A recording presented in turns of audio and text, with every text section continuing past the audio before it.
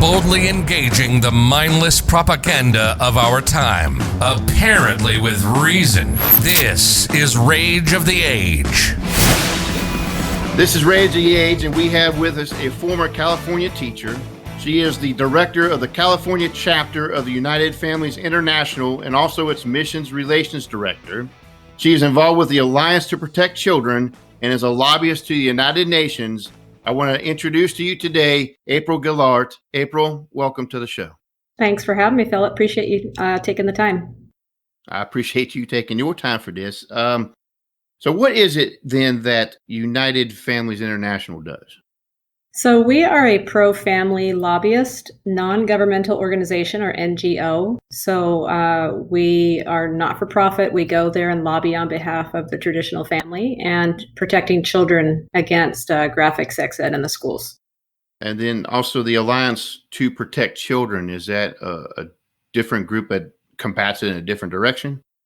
That's a basically grassroots organization here in California that has done lobbying at the Capitol. We've done actually helped promote bills at the Capitol that are meant to protect student privacy or parental rights. And we also get involved in local school board races and try to make sure we have people get elected to school boards who have parental rights as an innocence of children as their primary concerns. I have seen lately there are quite a bit of grassroots movements in California. Yes. That have appeared. I don't want to say they came out of the woodwork; they came out of the grasswork. But they're just a whole bunch of them have exploded. What's going on over there that has led to this? Well, back in 2016, January 1st of 2016, California governor and legislature passed the California Healthy Youth Act. We call it CHIA, which is the acronym for that. And basically it mandated comprehensive sexuality education in public schools in California. They kept it so under the radar that we didn't even find out about it until 2018, 2 years later. There's a reason why they kept it under the radar. It's very graphic, very explicit, and they have different portions of this for different grade levels. The reason they put it in was to address gender identity and sexual orientation. They also tend to market this type of education, so to speak, as a way to reduce bullying between gay kids and straight kids. The bill itself, the law itself, the way it's written is fairly benign, but the curricula that were written to support that bill are very graphic. Very explicit. And you may have seen Glenn Beck's program recently that he did on this, and he's starting to touch on this. So This type of education is throughout the United States, but it's only mandated in a couple of states right now, ours being the first. Now, when you say it was kept under the radar, how did they pull that off? What was the way they went about it to try to keep it a secret, I guess? Well, I mean, the public education system, unfortunately, in large measure, is very intent on keeping things from parents because they know if the parents find out about this, they're not going to be happy. And this is happening at ever increasing rates, and it's all being legislated from Sacramento. And so in this case particularly, we showed up to a ton of different board meetings all over the state, had parents coming and protesting and making statements and saying, I don't want my child to learn this way. This is not okay with me. And across the board, the answer every person got from their district or their school board was, it's the law, there's nothing we can do. And so our effort began in 2018 because we realized that parents were being snowballed by this legislation. They were not being given enough information. In fact, districts still are largely not transparent on what they're teaching and how they're teaching it. We tried to get a bill passed last year to literally ask the districts just to put the curricula on their district website so the parents could see it. We lost. We did not get that bill passed. The districts would not put the curricula online. So again, I think the way they were able to keep this under the radar is because they knew that was crucial to do as long as possible till they could really kind of get a good foothold. Because as soon as the parents, and in a lot of cases, the teachers found out what they were going to be hearing or teaching, there was a lot of uproar and upheaval. And they wanted to have as much time under the radar as possible to get their policies and curricula in place. Right. Yeah. I've seen other examples across the country where forms had to be filled in to have like internet classes in your Mm-hmm. house, and you can't watch it with your Mm-hmm. kid, and different I don't know, bullying things with Yeah. parents. It's like they try to bully the parent or something. Have when you've been to those different meetings, do they try to do that, to like use the force of the state, if you will, to try to cow you down and not resist?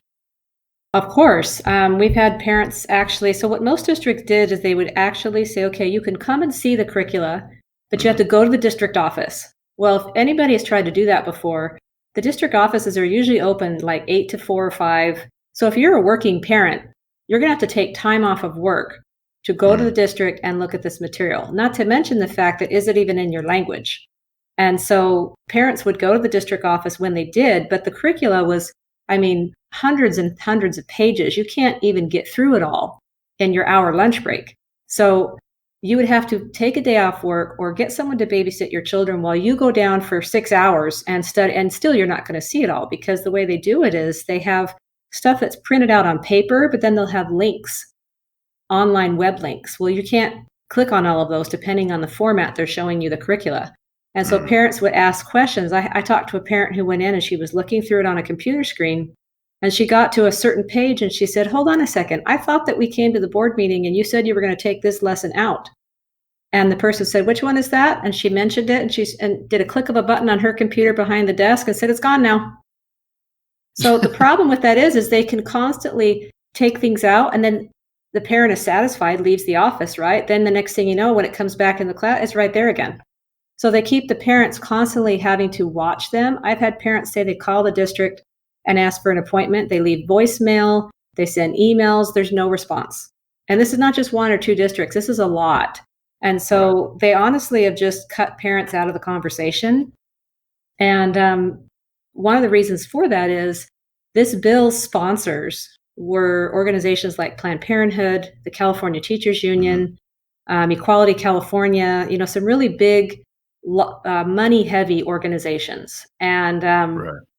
so, how much are the legislators being bought and paid for by these sponsors, right? So, they all passed this in, and now they're having a lot of pushback from California families. In fact, a lot of families are leaving California due to what's Mhm. happening in its public schools. Now, you said that you were sponsoring a bill to have more open clarity within the Transparency. classrooms, Yeah. more Hmm. transparency, and that was shot down. It was shot down also by the California PTA. So people think the PTA is your friend. They are not. They are completely in combination with the California teachers unions. And I actually saw with my own and heard with my own eyes and ears at our board meeting where I live that we had a bunch of people testifying. There was a representative from the California PTA there saying she did not support this bill. The bill asked for the curricula to be put on the district website so parents could see it. It also Yes. asked, like you mentioned before, with the consent forms. One of the things that they fight tooth and nail to deny, and this is across the country, Mhm. is when my kids did their sex ed unit in school, it was a form came home and it said, "Do you want your child to participate?" Right. So that Right. was an active opt in, like you had to say yes or no. Now they've made it an active opt out. So your kid's going to get it unless you send an email saying, "I don't want it." Right. And It's that the was other the way. It's one backwards. thing, right? That was the one thing that the legislators in Sacramento said was a no go. The fact that we asked for that is why they wouldn't pass the bill. So, right there, they're telling you, you don't have control Right. over your That we're child. we're going to indoctrinate your child, and no problems from you. Right. And parents even that did send in the email saying, I don't want my child to receive this education. We have heard from parents whose child was sent to a room alone to do Mhm. homework, was sent to sit in the hallway, Right. was belittled and mocked by some of their peers and even some of the teachers. Right. And in some cases, the opt out was not even respected. So Well, you think you're so people can, and what the legislators always say is it's okay if you don't like it. There's an opt out.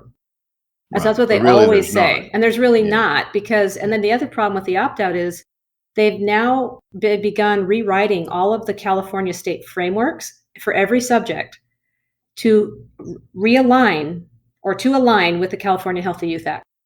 And so you're not just going to get it in health anymore in certain grades, because the law specifies that you get taught this comprehensive sexuality education twice, once in middle or junior high and once in high school. Each session is about 2 weeks, and it usually happens in a health or science class. So the problem with rewriting the frameworks is now it's going to show up in language arts and English. Now it's going to show up in social studies. Now it's going to show up in even math. They're going to have this everywhere. And so you can opt out of the health class portion, but you're going to get it in every other subject because it weaves through all of them. So how in the world do they incorporate that in mathematics? I have no. Well, sometimes it's like like when they would ask you word problems, and so they'd have like give you an anecdotal situation. Well, so and so went to the store and found a box of condoms for this price. I mean, they could add it however they wanted to, and because it's in the framework now, that's going to be in every subject. And the framework is optional for a district to adopt, but most districts, school boards adopt it without even looking at it because they just trust if it's coming from the state, we should do it. Now, say if enough parents in a district didn't want that, can the district still turn it down? Yes. So this is the thing that a lot of districts didn't choose to understand or didn't know. We don't know which one it is, but we would tell them, you don't have. So what happened was they put the law passed, and prior to the law passing, they had already done all their homework behind the scenes. And so they had 6 pre-approved curricula that came out with the bill, where it says, here's the new law, and here's the 6 pre-approved by a committee of people known as the Adolescent Sexual Health Work Group, or ASHWAG, unelected body of people who selected these 6 programs. Well, guess what? Planned Parenthood was a sponsor of this bill, and their footprint is on almost every curricula that's pre-approved. So there's a lot of collusion going on, right, between someone who's sponsoring the bill, who has the money to get it passed, the teachers' unions putting their money in there too, and then you have their fingerprints all over the curricula that are offered. So we would tell the districts, you don't actually have to pick one of those pre-approved curricula. You can find one, and we had examples for them, a curricula that meets all of the requirements of the law, but doesn't have the graphic and explicit nature of the ones that are pre-approved. But in most cases, they were intimidated or threatened to pick one of those 6 pre-approved ones by the ACLU in California.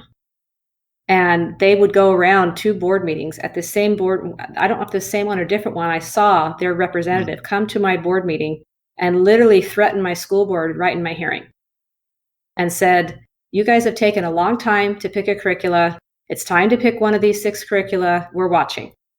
So they were doing that all over the state, because I talked to other people who said they saw that same rep go to their board meeting and threaten their school board. So they were kind of acting like a police arm almost of the state of California. And again, they're unelected, right? We didn't ask for that, but they were sending representatives and also emails to district admin across the state, telling them exactly what they were expected to do or else.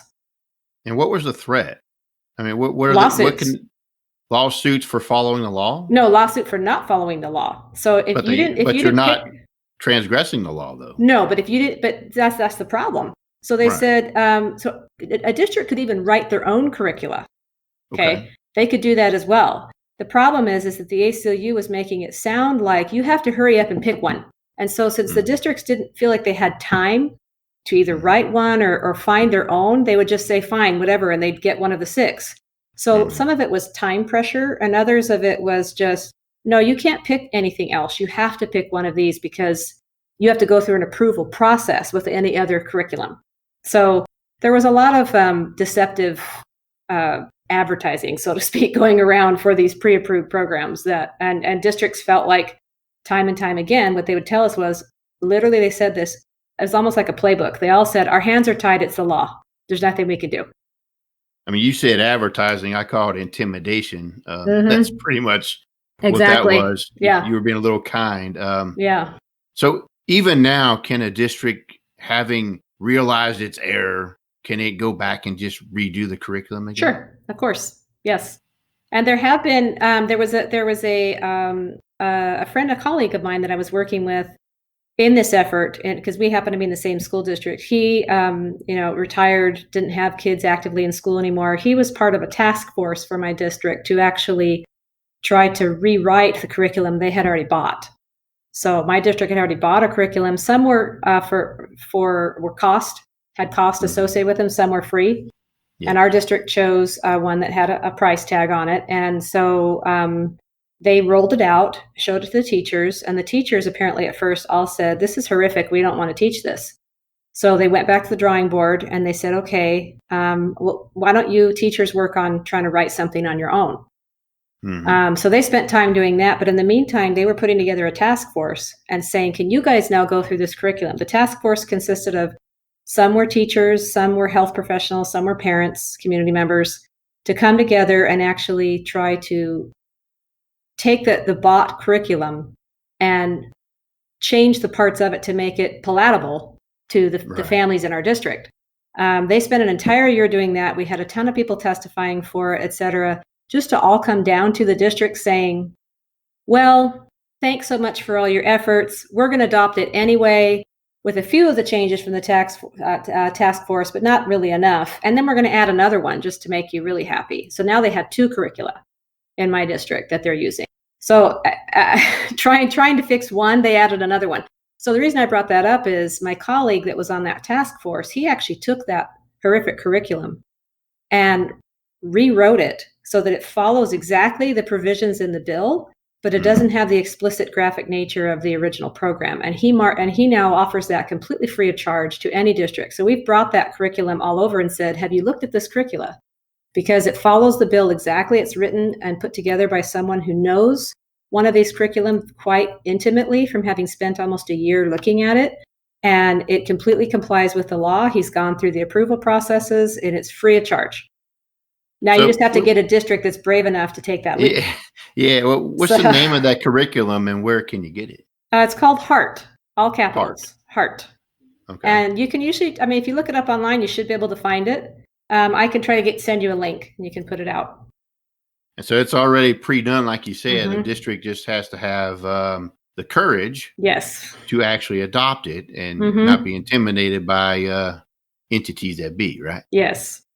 Now, you did mention though that when some would ask for this curriculum, unless I misheard you, say it's not in your language.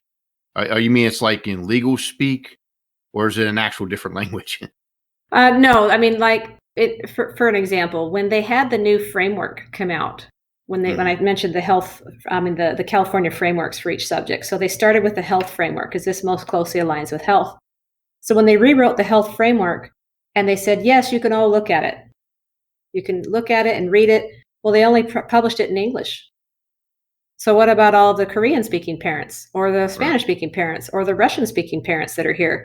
We have a huge contingent of other languages here, all of the Farsi-speaking parents, like it wasn't in their language. And that was one of the things we brought up at the meeting at the Capitol where we came and made comment was, this is not fair. It's discriminatory against anyone whose English is not their first language. Their kids might speak English, but the parents don't. Right. And so the curricula so far that I've seen, I think some of them do have translations available in other languages. Whether they all do across the board, I'm not exactly sure. Now, apparently this issue goes more than just obviously in California, but yes, apparently there's an international concern. So you serve as a lobbyist to the UN, right? Yes. So comprehensive sexuality education, or as we call it, CSE. CSE is a UN program. And so just like Common Core, it is a UN program. So they brought Common Core in first, and then they gave us CSE. So they're part of the same hand. And they're pretty much based on, CSE is based specifically on teaching a child that child has sexual rights. And the UN is really big on that word rights. They use it for everything. And they know, because it's a very good buzzword, if someone hears that their rights are being denied or withheld, people get upset. Yes. Well, they're now teaching children that they have a right to sexual pleasure. They have a right to explore their gender. They have a right, all of these things. And the UN is huge on the individual. So in all the years I've gone there, They are huge on the individual. The word family is, as I have termed it, the F word at the UN. They do not like that word. There have been entire documents relating to the family where the words mother and father have been struck from the document. They don't even, so the UN is completely based on, population control reduction, right? And the individual. They don't like families. Why do they not like families? Because a family is in direct contrast to trying to domineer and control an individual, right? An individual cannot be controlled if they have a firm connection to their family and their faith. Those two things. So if they can get the family out of the picture, and in a lot of these programs for CSC, they talk about how religion is a barrier or is a form of discrimination. So the kids are constantly taught that you don't have to tell your parents what you're learning here, and your religion is probably getting in your way. And this all comes from the UN. So the UN is already they've been pushing CSC in countries all over the world for a while now. The fact that CSC just got to the United States 4.5 years ago, or 5 years ago, I guess, when they started talking about it, it's been an international for a long time. Long time. I hope you're enjoying today's episode. If you really like Rage of the Age, we will encourage you to leave a review on the platform that you're listening to, but especially if you would like a copy of my book, Not in the Wind, Earthquake, or Fire, which is a first-hand account of my second deployment to Iraq, and it's filled with many spiritual insights. I'm going to give away 10 copies for free, and every week I will give out a copy for someone who leaves a review of this podcast. You can do that by going to Twitter, write your review, and then hashtag it Rage of the Age Now. Or you can go to Facebook, find our page, Rage of the Age, click the reviews, recommend us, and then write in your review. I hope next week to give away a copy of Not in the Wind, Earthquake, or Fire to someone who leaves a review. You're listening to Rage of the Age. Rage of the Age. Politics, religion, economics, and history with a conservative bend. I don't know. I guess I'm going to get an education on the United Nations today. In my mind, I'm picturing the United Nations, and you have the representatives of every nation. They come together, and they're supposed to try to work out, hopefully peacefully, how to handle the issues between the nations, prevent wars, if necessary, put leverage against a knucklehead regime or something until they act normal with everybody, play well with everybody else. And to me, that's kind of the role of the United Nations. Yes. That's my assumption. But you're there as a lobbyist to try to get them to include family-friendly rhetoric in their documents. Yes. What's happening there that we're not seeing on I don't know, beyond what we expect them to do? So the United Nations was formed after World War II, 1945, as a way to get nations to come together so we would never end up in another world war. You know, after 2 world wars, the nations of the earth said, we can't let this happen anymore. We need to have better communication and better international relations so that we don't have this happen. Well, in the years since then, and probably starting mostly in the 60s, they really have become much more radical. And they've become an organization that is convinced that the only way to true peace in the world is to have, first of all, everyone in the workforce. So they do not want women at home with their children. Everybody needs to work. In fact, they call anyone who is taking care of children at home someone who is performing unpaid labor. And they use these terms. So every document that I have been a part of, talking to the delegates. So each country sends delegates, as you said, representatives, delegates to the United Nations. They'll have an ambassador. Nikki Haley was our previous ambassador. Every country has an ambassador, and then they'll have different officials at different levels of their mission group. And so what we do is we go and we look at whatever document they're trying to negotiate. So it may be a document on providing a safe workplace for women, because there are a lot of countries in the world where women are still largely threatened physically and other ways, just walking to work. So those things all sound great. The problem is it's kind of like what happens here, where you get a bill into Congress and then they want to add a bunch of things to it, a bunch of pork, right? Well, that's what happens there. But their pork is pretty much all regarding sex. And so every document that we've seen so far pretty much comes down to an argument over including CSE or abortion in the bill. And so they literally keep these delegates up. So a conference will go a week or 2 weeks long. And all during that time, they have all these lobbyists like us meeting with them, trying to give them information, help them understand the issues at stake. And then they finally get where they have to reach consensus on this document. And they have to have everybody in agreement. They can have nobody say no. So it's not even like here where it's 2/3 majority or whatever. Everybody has to say yes. Well, they'll keep everybody in this room. And you cannot leave on that last day until consensus has been reached. You can't leave to go to the bathroom. You can't leave to get a drink of water. You cannot leave. And so we've seen them sometimes be there till 6 a.m. And they just wear them down until they get them to say, okay. But we're having some success now as they're starting to see what happens when these programs are put in their country, when abortion clinics are open in their country. These things go against their national sovereignty. Right. But the UN agencies and their allies, which prior to the Trump administration, we were part of that bully team, would bully them and intimidate them because we have the money and the influence in the world. And so we bully them into accepting these programs. And a lot of it was, so the quid pro quo that was in the news several months ago, the real quid pro quo is going on between the United Nations organizations and poor countries.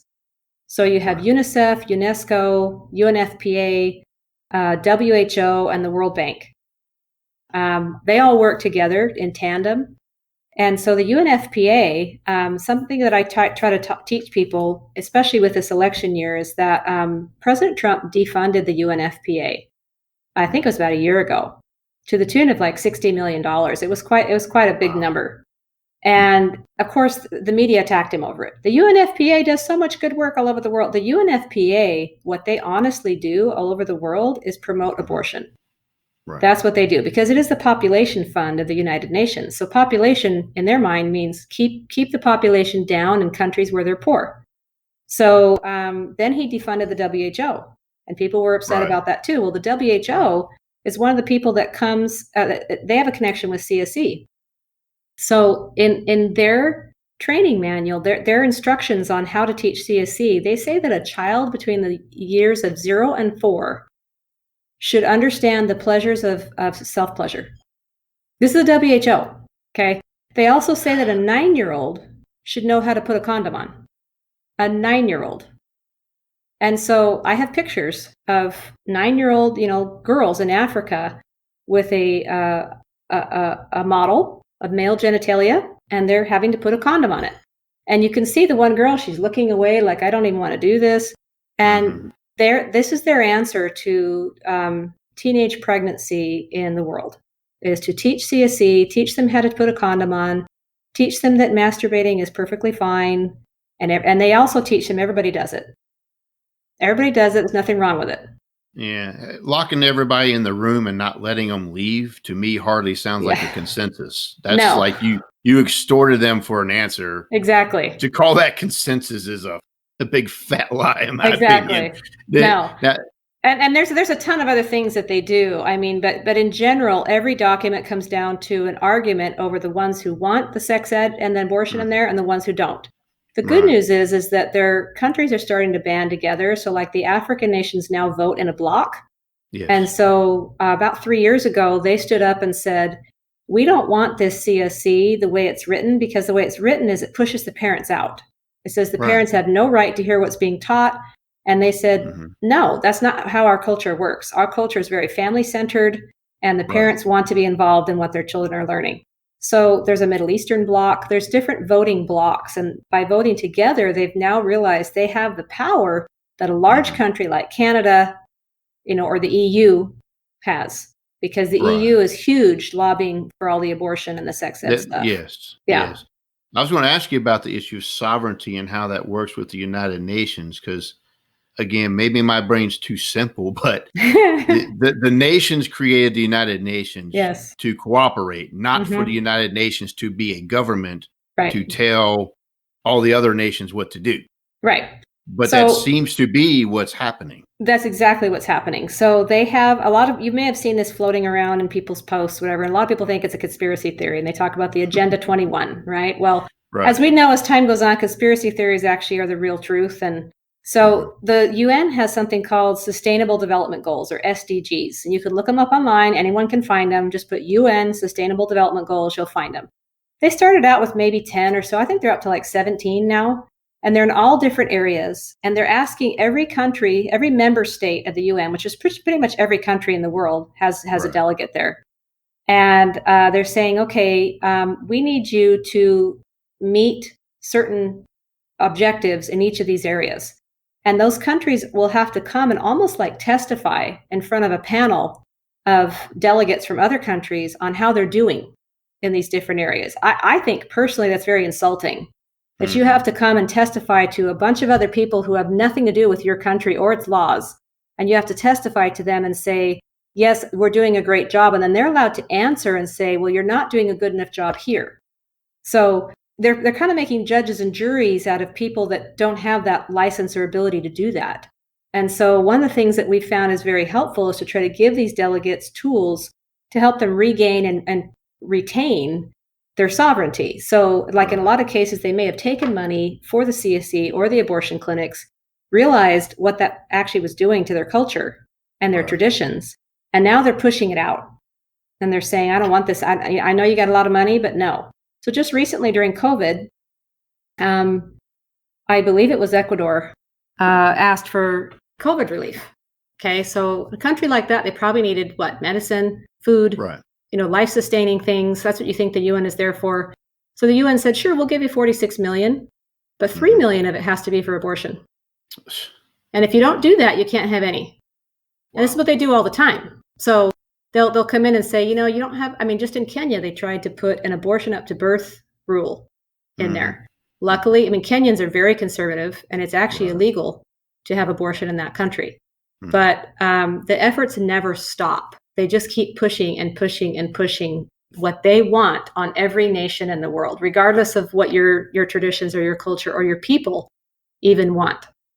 Now, you were saying before we started this interview, you were telling me that when I was asking about you being a UN lobbyist, and you mentioned, when we're allowed to attend. Yeah. So what's the judo you have to use to get involved as a lobbyist with the UN? Well, you do have to have, to achieve like a charter membership with them, which we do have.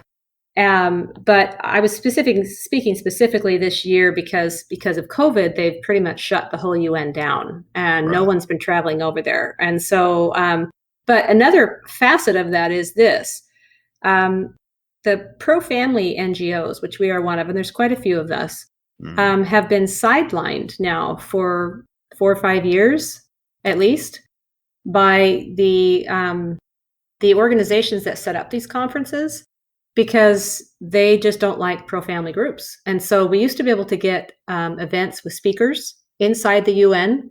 Yes. To do that, you have to have a country's delegate sponsor your meeting. We used to be able to have no problem doing that. Well, now those organizations, UN organizations, are denying our applications, and they give some random excuse as, we just didn't have room, or if they do give us one, it's outside the UN and like 15 blocks away. Well, if you've ever been to Manhattan, that's a long walk, Yes. So people aren't going to go. And so there's kind of 2 ways we're being kind of pushed out of the UN. Wow. Goodness. So what a beast that has grown into. I don't get it. Yeah. Sidelined. And is there any remedies you all can take or are taking to kind of fix that? Well, one of the things that I tell people when I mentioned earlier that President Trump has defunded the WHO and plans to keep that permanent, and he has defunded the UNFPA. He has talked about defunding other UN organizations as well. Vice President Biden has already sworn that he will fully fund them again if he gets back in office. So one of the things I tell people is I explain what the WHO is doing sexually to children. And I talk about the abortion, intimidation, and bullying that the UNFPA does. And then I say, okay, one candidate is sexualizing children and one is trying to prevent it. So Trump is trying to prevent it by defunding them because they get a lot of money from the US, right? And that's how they're able to do their work. And they're able to use that money, like I just explained with Ecuador, to intimidate countries that are desperate in need of food and clean water and medicine to take the money in exchange for favors. And so you have President Trump who's trying to lessen their influence and power to sexualize children and harm women with abortions. Then you have Vice President Biden who wants to fully give them as much power as possible to sexualize children and harm women with abortion. Yes. So that's not something usually most people are on the fence about. Nobody wants to sexualize children, but that's exactly what the UN is doing. Well, then that's why I wanted to talk about this today is most of us aren't aware that there's this push by the UN to sexualize our children. Yep. Oh, yeah. And to push all these different programs on countries that don't want them and use our money to do it. So earlier this year, there was a huge effort at the UN and spearheaded by the UNFPA, the Population Fund again, to make abortion a humanitarian right. And so during COVID, when everybody was locked down and couldn't go to work and couldn't even buy toilet paper here in the US, right? They are pushing abortion and they're saying, though that is an essential service, that has to remain open. But you can't go to work and pay, earn money for your family, but you have to allow women to have an abortion. And the US actually, under President Trump, stood up and said, no, there is no international right to abortion. And so we joined a lot of the other countries, these smaller countries who feel threatened and stood up and said no. And they were so grateful to have the US on their side because that hasn't happened in a very long time, that they've had a powerful ally on their side. And so that's why one of the reasons why this election to me is also really important, because you will continue to get more things from the UN. There's another whole program called social emotional learning. There's also part of Common Core, so it's from the UN. So CSE assumes that children are going to have sex. They're having sex, so let's teach them how to do it safely. It doesn't take into account at all. And on the basis of discrimination, they have to teach all the different ways to have sex so that gay kids will feel like they're supported. Okay. Well, what we're saying is, why are you assuming every child is having sex or should be having sex? Shouldn't we be teaching children to grow up first? Yes. And to learn certain things before they make those decisions? So social emotional learning, or SEL, which is also a UN program, automatically assumes that a child is undergoing emotional trauma. And you can find this in a lot of school districts where you look up and they have a trauma-led approach to helping children coming back from the COVID lockdowns. And teachers are being trained. You can do a Google search, whatever your internet provider is, do a search for social emotional learning, and you'll find all sorts of stuff going on in every school. There's a ton of money behind it. So there's like a double-edged sword here. You got the CSE assuming children are having sex and actually harming them in the process by telling them to go have more sex. And then you have SEL come in and says, we assume that you are struggling emotionally, and we're going to tell you how to think properly. So CSE tries to teach them how to use their bodies a certain way. SEL tries to teach them how to use their minds. SEL also goes along with the whole, bringing BLM into the schools and the Marxist ideologies. And all of that is basically teaching children, you need to think this way. You need to resolve your problems this way. This is the right way. Does that make sense? So they're both, that's how they work together. One affects the body, the other affects the mind. Well, and like you said, then they cut out the parents and they cut out your faith. They cut out the community, really. Yep. I mean, a whole community can come together against the school boards, against the state, and their answer is like, so? They don't care. I mean, that's their whole We've approach. literally had hundreds go in person to the Capitol to make comments. Hundreds. And you had maybe 20, 25 go in favor of it, and everything always passes. It doesn't, they don't care. And so what we're trying to teach people too, at least in your own state, is CSE is most likely in your school district. It may not be mandated like it is here in California, but it's all over this country. So I've spoken with people in all sorts of states in the United States, and it's everywhere. It's in the library databases. Library databases are full of pornography. And so the two places that are not subject to obscenity laws are schools and libraries. Why? I mean, when people hear that, they're flabbergasted. They're like, wait, aren't we supposed to be protecting children? No. The earlier you can indoctrinate them to think a certain way and to use their bodies a certain way, the more hold and control you have over that child. And they've realized that adults are not going to buy this anymore. They focused on adults years ago. And then they finally realized, oh, we gotta get to the kids. So how do you do that? You push the parents out of the way, right? So parents are often explained by Planned Parenthood as being a barrier to service. That's how it is in CSC as well. So we have school districts that actually have a full gender transition plan in place at the district. And there's a place on the form that says, is the parent supportive? Yes or no? If not, what will we do? So I heard a story, and I don't remember what school district it was in, of a principal telling someone that he was going to have a student cross the grade stage at graduation, and his parents, I forgot if it was a he or she, were going to find out the new gender when this child crossed the stage, because the school kept it a secret from the parents, because they see that as, if the parents are not supportive, then the child will be threatened and possibly abused. And so that's why they have to keep it secret. They use all these ways of talking to make it sound like parents are your enemy. And that but what it really is they have to remove the parents to get to the child. It sounds like the killing fields to me. Yeah. In Cambodia, same approach. Yes. I mean, marks him at his best there. So yes. Well, and you know how kids want to fit in. Right. Exactly. Kids are going to want to try to go along with what they're hearing and parrot what they're hearing, and because they don't want to be the one that stands out. And they'll even tell their parents, "Mom, don't opt me out. It's embarrassing." You know, because they know other kids are going to tease them about it. But the problem is even opting out. We talked about that earlier, but like your kid may opt out. It's through all the other subjects, but still they can go to lunch. Who are they going to sit with? Their peers who sat through the lesson. And they're going to talk about it. Of course they are. You know, so they're not really going to get away from it unless you just pull them out of public school. April, some eye-opening things you've shared with us today. A lot of things going on. I mean, there's international efforts even. This is crazy.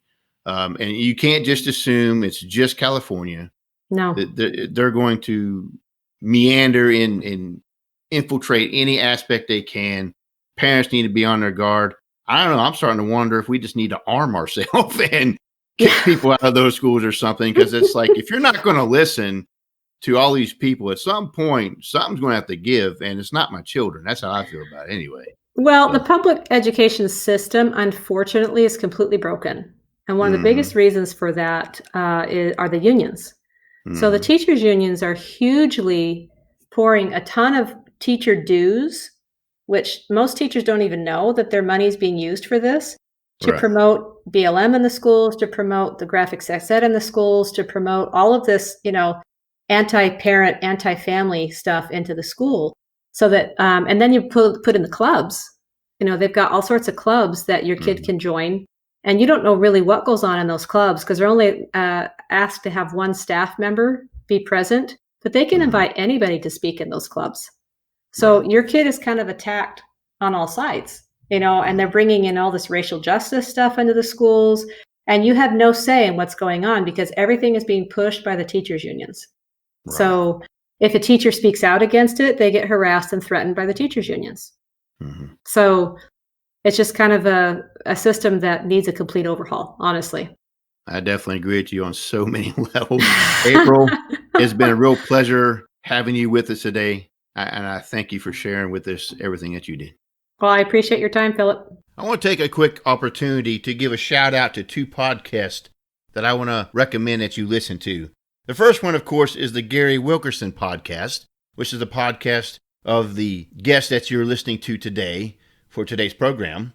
The Gary Wilkerson podcast, you can find it at worldchallenge.org, and he's currently doing a series on the attributes of God. I highly recommend that you go there and listen to it yourself. I also want to highlight for you Veterans Rant, Rattle, and Roll, with the emphasis on stopping the average of 22 suicides that take place on a daily basis.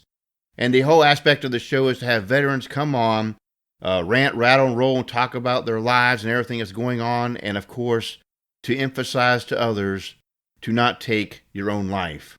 Again, the Gary Wilkerson podcast and the Veterans Rant, Rattle, and Roll. You're listening to Rage of the Age. Rage of the Age. Politics, religion, economics, and history with a conservative bend. I want to start this essay segment off with a question. And the question is this: how much are your children worth to you? That's the question I want to ask. And I don't know, I'm going to ask it again just to emphasize what I'm trying to say here. How much are your children worth to you? Now, maybe that's a relative question to each person, I'm sure. I might get different answers with all kinds of different circumstances, all different kinds of upbringings and viewpoints. Because I'm sure for some, you ask them that, it'd be, well, the ones that survived and I allowed to live and didn't kill off, well, yeah, I guess they were worth more than the other ones I didn't permit to live. Maybe they'll have a different viewpoint on that. But I guess this question is out there for what I believe is the vast majority of parents who really love their children. And they want what's best for their children. And they certainly don't want to put their children into the hands of some diabolical organizations whose whole goal in life is to turn their children against them and to turn their children into something that you don't want to see happen. But unfortunately, as you've heard today, and there's other interviews that we have done about this very same subject, and there's more to come because this is a growing threat. As you can see, there is a concerted, diabolical effort to do that to your children. And it's not just a local problem in certain areas of the country. California is obviously the first one that comes to mind. But when it comes down to where this is happening, this is international. And it's being pushed down everybody's necks. And basically, leverage is used to force compliance with what they want. Our public education system has simply become an indoctrination ground to take our children, teach them that their parents are worthless, useless, and, well, in the way, and that they need to break from their parents, they need to break from their upbringing, and they need to embrace something else. What is that something else? Well, to embrace any and every form of sexuality, to embrace any sort of lifestyle and legitimize it, and to embrace only a particular paradigm of view in life, which I'm just going to say Marxism. See, when we think of Marxism, perhaps many of us, you're stuck on the classical definition. We think it's just an economic theory that has, proven to be false. And it has been, in case some of you all have forgotten that. But it's more than that. It's not an economic theory. It's an obsession with equality in its exactness of what people have. And it's an obsession with destroying any concepts of Christianity. And it worms its way into society now. See, originally, Marxism and its approach was flagrant, revolutionary, in your face, hostile takeovers of countries. Was tried at one point with these different revolutions, seizing of power by any means necessary, and then you kind of, exterminate the population that doesn't want to cooperate, and then you create your utopia. That's been the game plan before. Hasn't worked, again, as I might emphasize, has not worked. But see, it's more subtle now. And it's more subtle in that what it does is it infiltrates every aspect of influence in a society, such as our universities, our public schools, even in churches aren't safe. That you have Marxists infiltrate that and act like they're ministers of God, and they're not. Rewriting doctrines, rewriting how you look at the scripture. If anything has any influence in society, it could be movies, newspapers, broadcasting companies, plays, whatever it is, they worm in and they take it over. And they make you use it a different way from top down. They don't ask for your cooperation. They simply just do it. Why? Their whole goal is when they can get to the young and mold their minds and cut out all ties to any other influence to include their own parents, they believe they can then usher in this magical utopian world and life will just be so much better. That's what we're looking at today, friends. I'm frustrated with many a conservative right now because we have been complacent in letting this stuff happen until just now. But the problem is they have gotten a foothold into so many things. It's going to be an uphill battle to kick it out. It's almost like we assume no one is that underhanded and ridiculous to do what they're doing, but we see it happening in real time. We've been content to say, well, everyone else gets it and assume it won't affect us. And now here it is. And it's going to grow. It's going to gain steam. It has momentum. And it's not just going to disappear because you don't want to be there.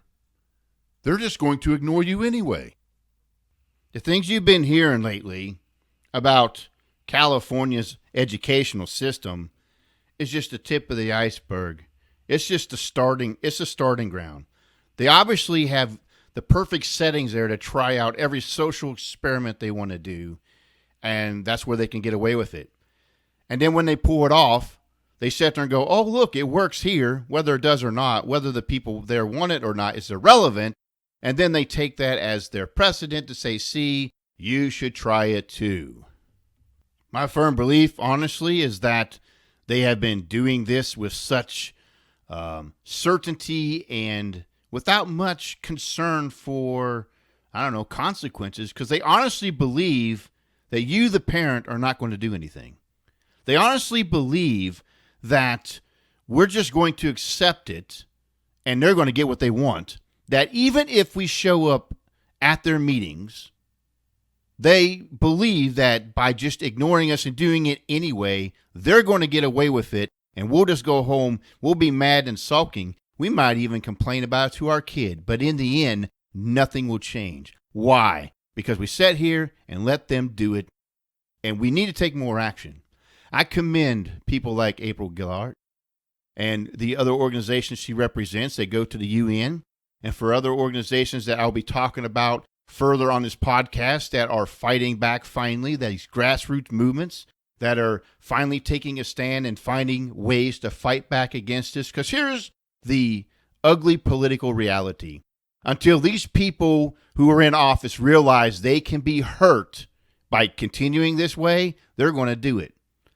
Unless they see that there's a political price to pay, they're just going to roll with it and take the cheap, easy money and the easy elections they obviously have been getting to this point.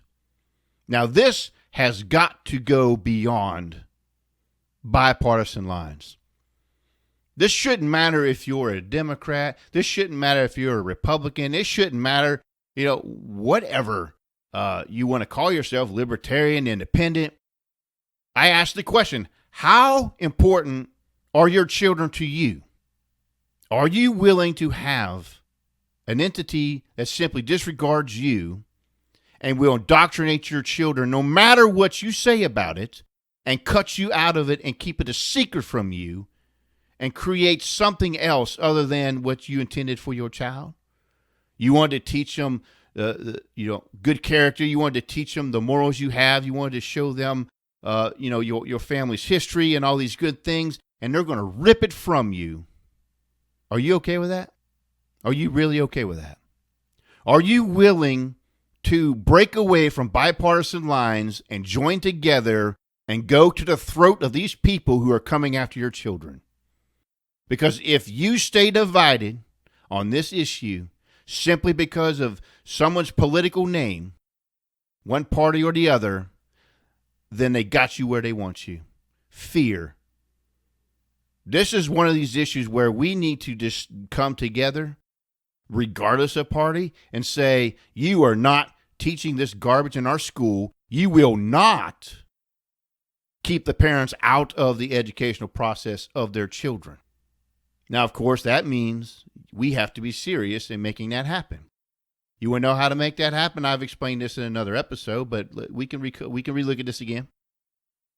If you're able to homeschool your children, do it. Take them out, because that takes away their funding.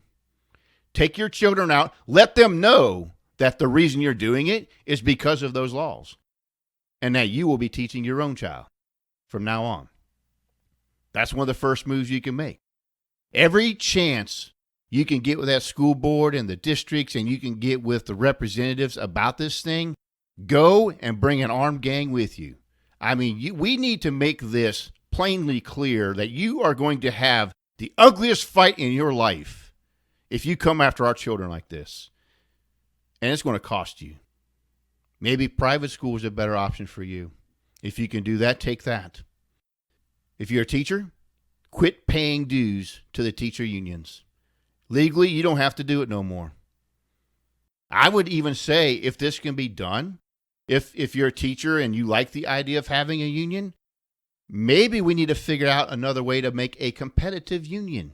That you don't have to join the one you don't like, but you can maybe form a different one that actually represents teachers, parents, and students. And take away from the rug from under the monopoly of the union that exists now, which spends your money to accomplish these things. And finally, I would say be emphatic, regardless of your party, regardless of who the representatives are, and whoever the president is or the powers that be in our nation, that you insist, under no circumstances, is an organization made up of other people not from this country going to dictate to us how we run our education or how we run anything. This is our nation. We are the United States of America. They are not. And when it comes to sovereignty of a nation, it is something that is to be respected, just as we are supposed to respect the sovereignty of someone else's nation. They have been emboldened to do these things because we've sat by, watched, and complained. And when we find out, even still, I fear half of you hearing this won't do nothing about it anyway. You'll throw your hands up, or it doesn't concern you, and you've just let them win. You've given them an end to your children. And so in another generation, when you shake your head and you wonder what has happened to this generation, I'm going to point the finger right at you. You've been listening to Rage of the Age. If you loved today's podcast, make sure to leave a review on the media you're listening through. Secure future episodes by heading over to rageoftheage.com and clicking the RSS feed button. Until next time, this has been Rage of the Age.